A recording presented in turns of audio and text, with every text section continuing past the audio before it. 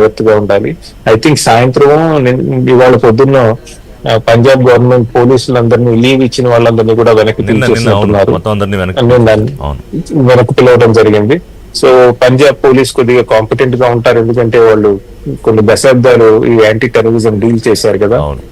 So అది కూడా చూడాలి. కానీ ఈ తరుణంలో మనం అందరం కూడా, అండ్ మీడియా వాళ్ళు మిగతా వాళ్ళతో వాళ్ళే కాకుండా ఈ సోషల్ మీడియా వాళ్ళకు కూడా చెప్పాలి, ఏది పడితే అది అంటే ముఖ్యంగా రిలీజియస్ ప్లేసెస్, పంజాబ్ లో రిలీజియస్ ప్లేసెస్ గురించి ఏదన్నా చదివితే దాన్ని అన్నెసరీగా ఫార్వర్డ్ చేయటాలు లేదంటే కనీసం ఈ టైంలో అన్న సంజయ్ గారు ఈ సోషల్ మీడియా వారియర్స్, ఈ సోషల్ మీడియాలో పిచ్చి పిచ్చి పోస్టులు పెట్టేవాళ్ళు ఇప్పుడైనా కొంచెం బాధ్యతగా ఉండాలండి. ఇది రిక్వెస్ట్. ఇంకోటి ఏంటంటే, హ్యావింగ్ సెడ్ దిస్, ఈ జరుగుతున్న పరిణామాల మీద ఏమైనా అటు ఇటుగా మాట్లాడినా, పిచ్చి ప్రేలాపనలు చేసిన, ఫేక్ న్యూస్ ప్రచారం చేసిన భారత ప్రభుత్వం కఠిన చర్యలు తీసుకుంటుంది. ఆ దిశగా రాష్ట్ర ప్రభుత్వాలకు కూడా ఇన్స్ట్రక్షన్స్ పాస్ అయ్యాయి సంజయ్ గారు. ఒకవేళ దీన్ని ఎవరైనా సీరియస్ గా తీసుకుంటే వాళ్ళు జైలుకి వెళ్లాల్సి వస్తుంది. అవును అవును. తర్వాత పాకిస్తాన్ ఇవాళ రాత్రి it is going to be multi dimensional అండి. ఫస్ట్ ఎయిర్ స్ట్రైక్స్ ట్రై చేశారు. నేను అనుకోవటం టెర్రరిస్టులను కార్గిల్ లో పంపించడానికి ప్రయత్నాలు జరుగుతాయి. కొంతమందిని పంపించి వాళ్ళెవరో మాకు తెలియదు,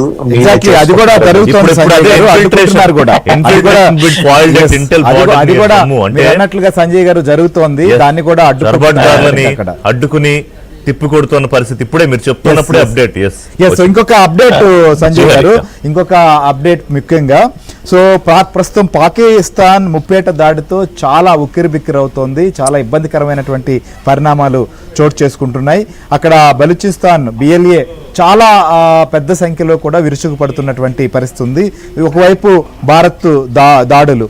ఈ నేపథ్యంలో PTI ఇమ్రాన్ ఖాన్ సంబంధించినటువంటి పార్టీ మద్దతుదారులంతా కూడా పాకిస్తాన్ లో రోడ్లపైకి వస్తున్నారు. నిరసన ర్యాలీలు కూడా తెలియజేస్తున్నటువంటి పరిస్థితులు ఉన్నట్లుగా మనకు సమాచారం అందుతోంది. సో కాబట్టి ఇది ఎలా చూడాలి, ఈ పరిస్థితి ఎక్కడి దాకా వెళ్లేటువంటి అవకాశం ఉంది? ఎందుకంటే ఇప్పటికే షహబాజ్ షరీఫ్ చేతులెత్తేశారు అనేటువంటి నిరసనలు కూడా అక్కడ పెరుగుతున్నటువంటి పరిస్థితులు మనకు కనిపిస్తున్నాయి. సంజయ్ గారు. అవునండి, ఒక విధంగా చూసుకుంటే కొద్దిగా షరీఫ్ బ్రదర్స్ అండి, వాళ్ళకి మిలిటరీతో చాలా విచిత్రమైన సంబంధం.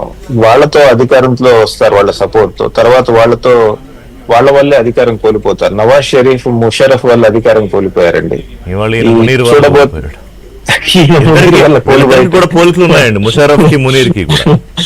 అదే అండి, కోల్పోయేట్టుంది. చూద్దాం, కన్ఫర్మేషన్స్ వస్తాయి మనకి. కాకపోతే ఇమ్రాన్ ఖాన్ సపోర్టర్స్ మాత్రం చాలా స్ట్రాంగ్ గా ఉంటారండి. వాళ్ళు నిజంగా ఇమ్రాన్ ఖాన్ ని రిలీజ్ చేయాలని పాకిస్తాన్ ఆర్మీ కనుక మునీర్ అడుగు పక్కకు వేస్తే కనుక ఖచ్చితంగా వాళ్ళు పెద్ద ఎత్తున ఇంకా డెమాన్స్ట్రేషన్స్ అవి జరుగుతాయి. ముప్పేట దాడి అనే పదం వాడారు మీరు ఇందాక, అందులో కరెక్టే. మన నేవల్ ఫోర్సెస్ కనుక నిజంగా మనకి పాకిస్తాన్ నేవీకి చాలా వ్యత్యాసం ఉందండి. అంటే Pakistan army, Indian army soldiers పరంగా కొద్దిగా మన సోల్జర్స్ ఎక్కువ ఉన్నా మనం చైనా పక్కన పెట్టుకుంటాం కదా సోల్జర్స్, దానివల్ల కొద్దిగా ఈక్వేషన్ తేడా వస్తుంది. ఎయిర్ ఫోర్స్ మనం ఇందాక చర్చించాం. నేవీ విషయానికి వస్తే నేవీలో మనకి చాలా ఎడ్జ్ ఉందండి ఎప్పుడు కూడా. లాస్ట్ టైం బాల్కోట్ అటాక్ జరిగినప్పుడు కూడా మన నేవీని వాడి పాకిస్తాన్ ని ఎకనామిక్ గా నిర్బంధించే విధంగా ఎట్లా చేయొచ్చు అని కొంత ప్లానింగ్ నడిచిందండి. ఎందుకంటే మనకి రెండు విధాలైనటువంటి పోర్ట్స్ ఉన్నాయండి. ఈస్ట్ కోస్ట్ లో పోర్ట్ ఉంది, వెస్ట్ కోస్ట్ లో పోర్ట్స్